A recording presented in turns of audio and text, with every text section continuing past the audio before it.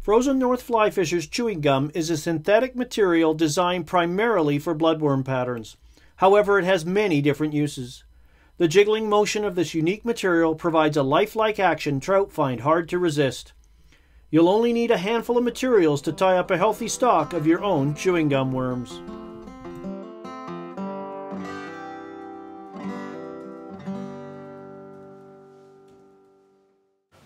So let's tie the chewing gum worm, a United Kingdom based fly that's gaining popularity there and edging its way across the Atlantic Ocean to North America as well. It's a very great chironomid larva or even aquatic worm imitation. So into the jaws of the vise I've placed a Daiichi 1120, in this case a number 12. You could tie them 8s, 10s, 12s, even 14s. This fly is quite long, so a smaller hook actually works for the overall length of the fly. And then onto the hook I've slid a 7/64 hot orange bead. One of my favorite combinations is hot orange with red. You could also use an all red bead like this as well. There's lots of combinations and permutations with this fly. And then we're going to use some red UTC 70 denier thread, and we're just going to build up a little bit of thread here. Trim that off. Come back. I build up a little bit of a thread ramp that's going to help push up the fly's signature body material. For the body, we're going to use what the fly is named after, chewing gum worm material in fluorescent red from the folks at Frozen North Fly Fishing. Kevin Porteous has got some really great products, and you can see if you look closely the little rubber fibers that are woven into this material that gives it a real stretchy look. There's other great colorations as well. You can have some attractor colors, so you know, you folks that are doing your steelhead fishing along the Great Lakes where worm flies are very popular there as well. You've got chartreuse, that's called Hulk. We've got pumpkin, which is kind of an orange coloration. And then we've got marshmallow pink. So there's lots of combinations and colors out there, and there's even size variations now for larger ones. So this stuff is, as you can see, it's a little unruly. It's stretchy. So in the water, this stuff wiggles and helps really suggest a writhing aquatic worm or chironomid larva. So I'm going to tie in a section that's about a shank length and a half out in front. And it's a little unruly, so you got to really kind of control it. And we're just going to walk that thread back, and just like you were tying in gills on a chironomid pupa. So we're just going to get that in place, come in, trim, and try to navigate the thread in and around. This stuff's like a excited puppy. It just wants to get in the way all the time.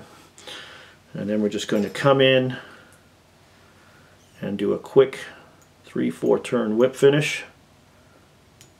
Try not to trap that end down. Trim away and then push our bead forward.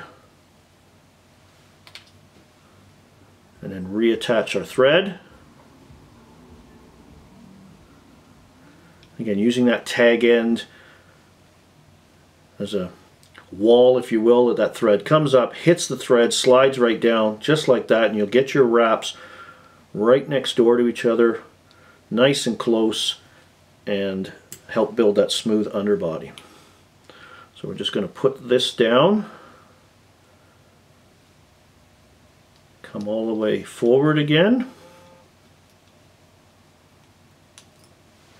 and then we're going to tie in our ribbing material. In this case we're using extra small red UTC wire, ultra wire. So we're just going to take a length of that and secure it along the side of the fly, alongside the hook, all the way down.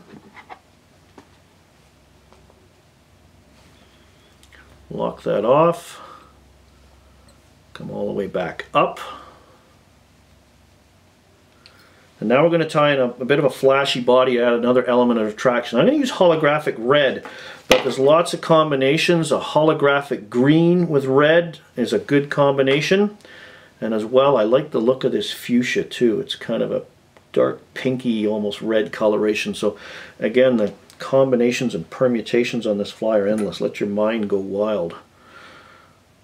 So we're just going to take, this is medium, so we get good balance of coverage and not too wide that makes it difficult to control. So we're just going to wind that all the way down the shank, right to where the wire is, being careful of that hook point. Once we get there, we just reverse our direction, overwrapping the mylar with itself, which adds durability and also gives us that opportunity to fill in any gaps that we may have made on the way down, as our wraps weren't as close as they thought. And again, you can see this, it's not a hard fly to tie, but the only difficult part is this chewing gum stuff loves to get in everywhere. I got that tied off, and now we're going to take another section of the chewing gum, and again, just like the first, so we want about a shank length and a half. Right, so that's going to be tied in there. So now I'm going to come up and secure that. Just going to secure that right on top, directly behind the bead. All right, once we're confident with that, wrap for luck.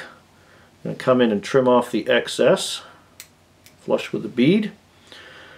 And we're going to use the wire to secure this all down over the back and then stick out the back like a wiggly tail. So I'm just going to put a half a turn so this wire is, you see it's straight down. Now I'm going to gently pull back, come over the top once,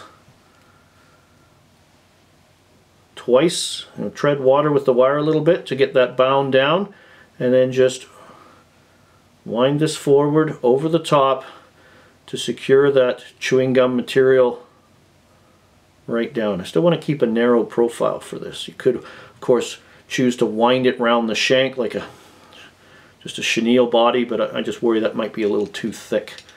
It's just personal preferences. Again, there's lots of variations on this chewing gum theme. And then we just wrap that off, break away the excess. I'm going to come in, whip finish, right behind the bead, trim, and just help prevent the chewing gum material from unraveling, just like you would do with normal micro chenille. I'm going to come in and just touch that a little bit. And obviously you won't touch it too long because your fingers are in the way, so when it starts to hurt you're probably going too far. Just to touch, you don't want to light the fly on fire, but it just helps stop unraveling. And then we're just going to invert the fly in the vise here, slowly roll it over. We're going to come in with some of the Solara's bone dry, nice and thin. And that's going to flow into the tie-off area and help coat up the underbody, add some durability as well. This bone dry has wonderful viscosity. It's not going to run all over the place. Just give that a light coat. Come in with that, and you just see how, I don't know if it shows on camera, but that orange bead and even the red pops a little bit. It's got that fluorescent.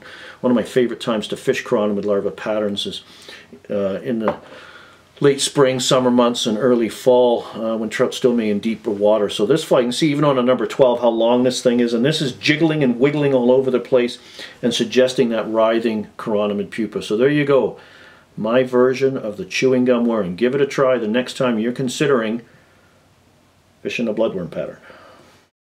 For more information on fly fishing, and stillwater fly fishing in particular, please visit my website at flycraftangling.com.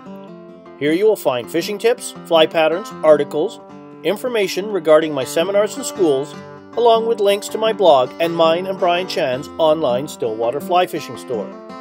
You can also visit our store directly at stillwaterflyfishingstore.com. While you're visiting my site, please join my mailing list to receive my educational newsletters. You can also follow me through my social media channels. Don't forget to subscribe to my YouTube channel if you haven't already, and give this video a like. Please take the time to watch my other videos as well. Thanks for watching.